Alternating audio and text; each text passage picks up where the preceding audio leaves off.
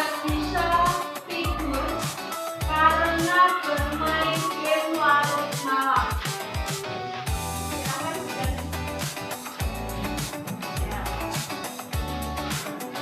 Pagi itu hari Senin, akhirnya aku berangkat ke sekolah kesiangan.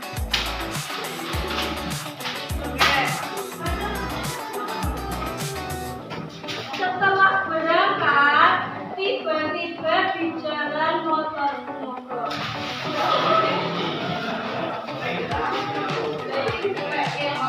Ku dorong motorku sampai sekolah sejauh 4 kilometer. Sesampai di sekolah, ternyata upacara benderanya sudah dimulai. Saya tidak boleh berbaris di kelas, akhirnya saya memberikan setelah upacara selesai, saya masuk ke kelas untuk sarapan.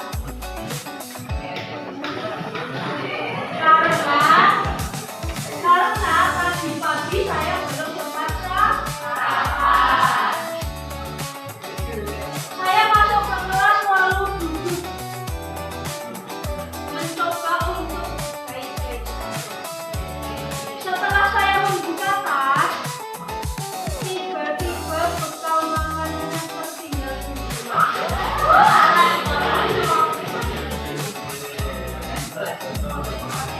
Posisi saya sudah sangat lapar. Akhirnya saya merogoh kantong, ada sebuah uang senilai 10.000. Kemudian saya bergegas ke kantin untuk mencari nasi bungkus. Setelah saya sampai di kantin, ternyata nasinya tinggal satu. Belum sempat ku ambil, ternyata Andi menyerobot nasi itu.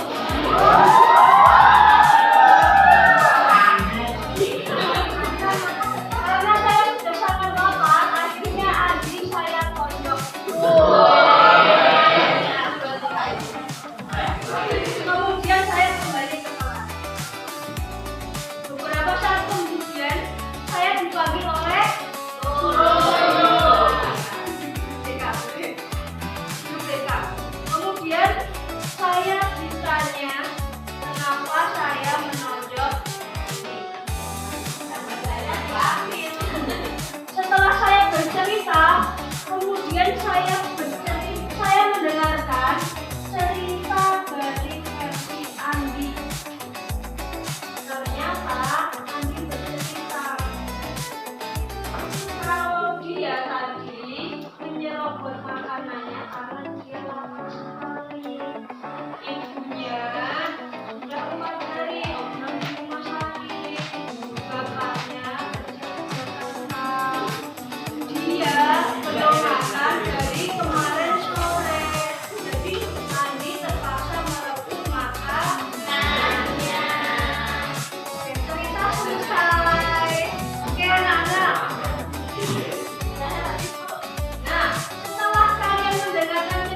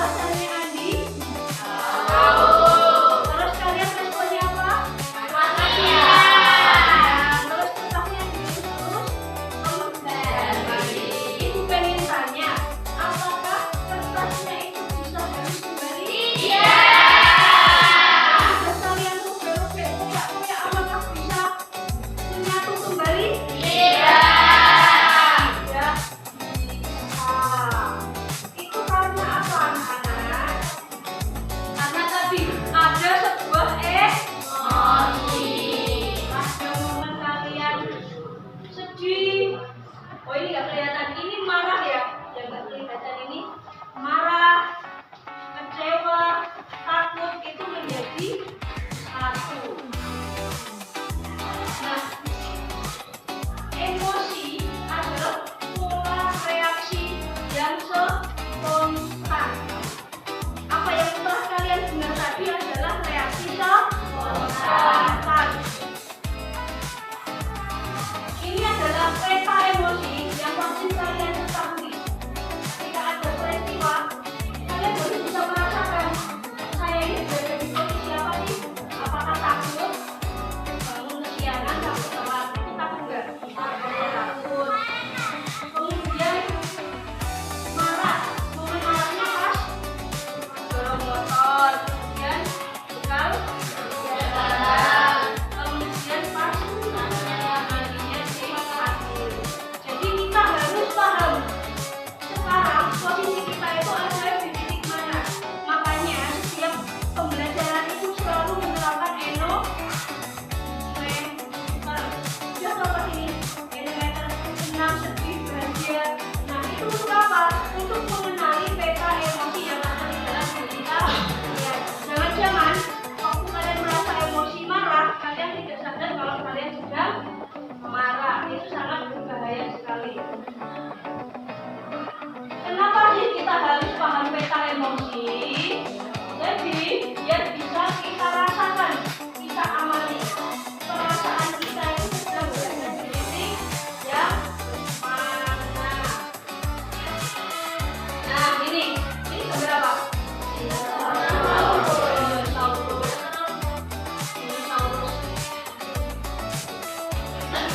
Jadi apa yang sudah kalian lakukan ini tadi barusan, otak kalian itu sedang dikuasai oleh dinosaurus.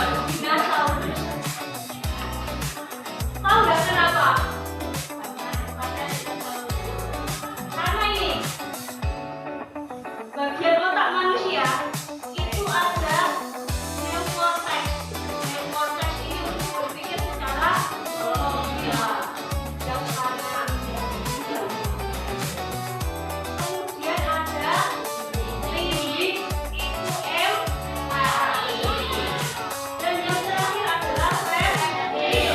Reptil ini kita ibaratkan sebagai dinosaurus. Nah, ketika kalian tadi, berarti otak kalian yang bekerja neokortex, limbik atau reptil? Reptil adalah reptil.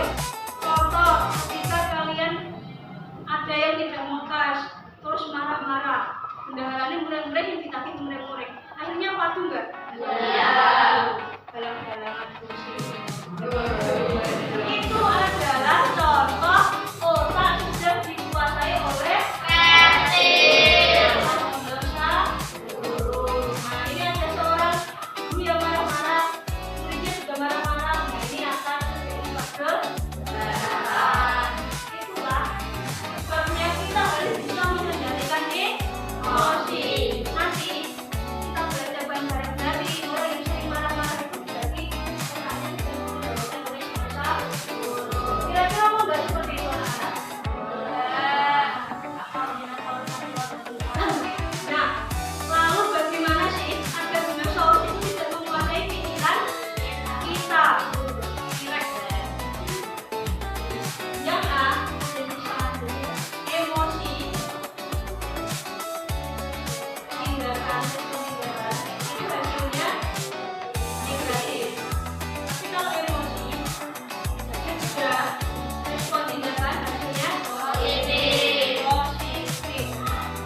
Nah, tadi kalau misalkan tokoh aku ini kecantik, hasilnya tinggal satu tindakan, dia mengendalikan emosinya, nonjok enggak? Enggak. Kenapa dia langsung nonjok? Karena dia menerapkan A atau B? A. Begitu ada peristiwa langsung direspon. Peristiwa langsung direspon. Contohnya kalau yang ada di kelas, misalkan ada ketua kelasnya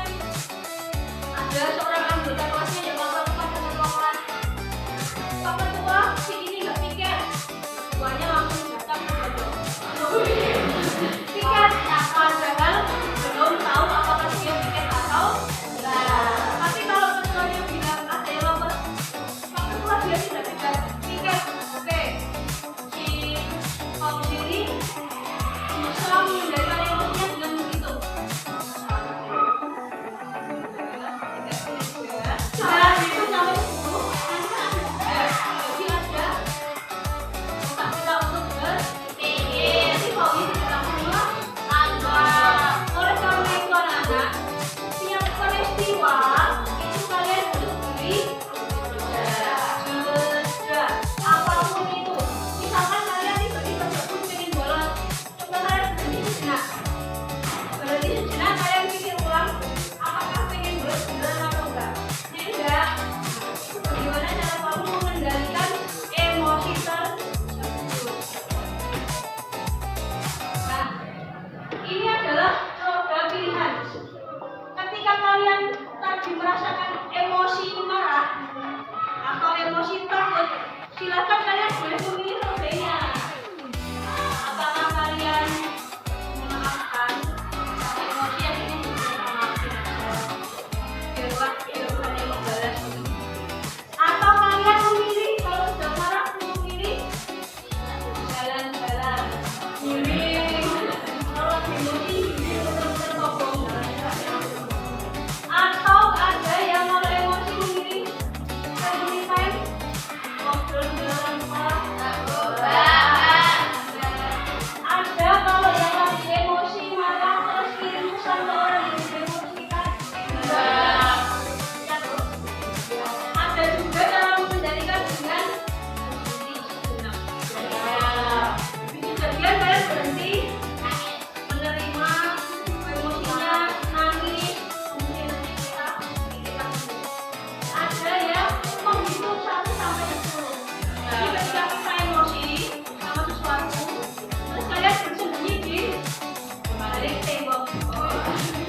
Balik tembok terus kalian hitung 1, 2, 3, 4, 5, sampai 10. Kalian sudah kerja, baru kalian berbicara. Atau ini main game. Jangan emosi marah. Main game ada. Nah, ini adalah roda pilihan untuk mengendalikan emosi kalian. Jika kalian lagi emosi, kalian boleh memilih dari 8 pilihan tersebut. Apakah kalian pergi jalan-jalan makan, atau memilih dimaafkan, atau bertemu dengan keluarga, atau main game dan lain sebagainya. Itu adalah pilihan kalian. Aku pengen tanya, setelah tadi kalian merumuskan kasusnya menyebut ada perasaan menyesal nggak? Ada. Pas menonjol lagi ada perasaan menyesal nggak? Ada. Nah, itulah pentingnya kita untuk mengendalikan emosi. Terakhir, di aplikasi, silakan kalian ceritakan momen yang berbahagia ini. Boleh kemarin, boleh semalam, boleh momen yang paling membuat kalian marah. Di sini saya akan membagikan LKPP, jadi nanti ada nama kelas, kemudian diceritakan secara singkat saja.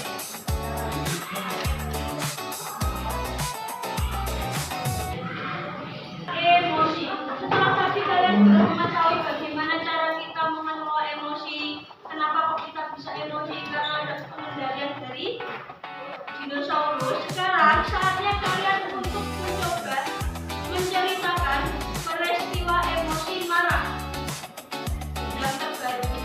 Kemudian bagaimana respon kamu, bagaimana perasaan kalian, kemudian kalian tulis respon tindakan yang salah itu seperti apa. Tadi misalkan contohnya, contoh aku tadi respon tindakannya itu adalah memukul. Sebenarnya yang benar adalah bukannya dulu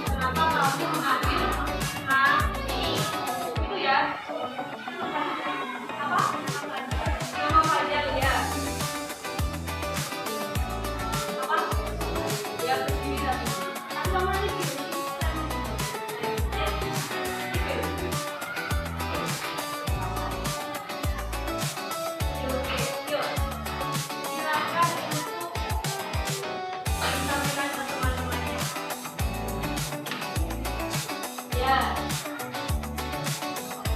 Ceritakan peristiwa yang masih marah.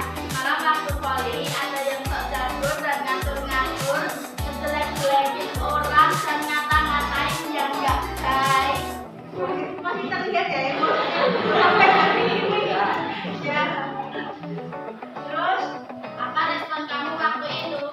Diam dan tersimpau. Oke, terus bagaimana perasaan kamu setelahnya? Emosi, tapi mau benci nggak boleh. Kenapa nggak boleh? Ya, orang tua tuh. Terus, adakah respon tindakan yang salah? Tidak. Apa respon yang sebaiknya kamu lakukan? Diam dan menerima untuk merasakan emosi dan berusaha melupakan semua itu seperti sedang tidak terjadi apa-apa. Bagaimana cara kamu mengatasi emosi? Diam dan berusaha menerima, tetap sabar, tapi sampai rumah nangis. Oke, terima kasih Yuki. Kayaknya momennya dari dulu ya? Iya, oh tadi malam. Ya, baik. Peristiwanya adalah Yuki merasa marah karena ada yang mata-matain orang yang mata-matai terkait dengan teknik permainan bola voli. Kemudian respon Yuki tadi apa?